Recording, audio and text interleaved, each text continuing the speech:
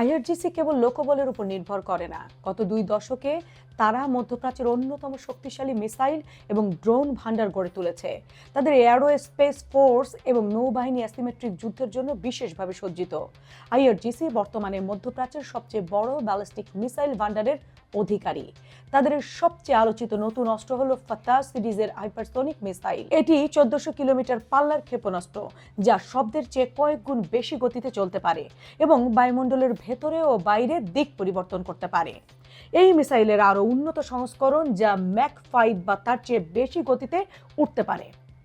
আইআরজিসির দাবি অনুযায়ী এই মিসাইলগুলো মার্কিন থার্ড বা ইসরায়েলি অ্যারো প্রতিরক্ষা ব্যবস্থাকে সহজেই ফাঁকি দিতে পারে। 2025 সালের জুড়ে ইসরায়েলের সাথে 12 দিনের যুদ্ধে আইআরজিসি তাদের মিসাইল পাওয়ারের একটা বড় অংশ সারা দুনিয়াকে দেখিয়েছে। সেই সাথে আইআরজিসি ড্রোনের জগতে একটি সুপার পাওয়ার হিসেবে প্রতিষ্ঠিত হয়েছে।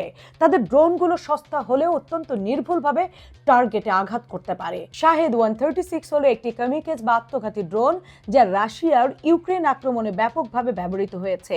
এর অত্যাধুনিক বা আধুনিক সংস্করণ হচ্ছে 238, একটি টার্বোজেট ইঞ্জিন চালিত ড্রোন, যা 500 কিলোমিটার ঘন্টা গতিতে 1200 কিলোমিটার দূর পর্যন্ত যেতে পারে।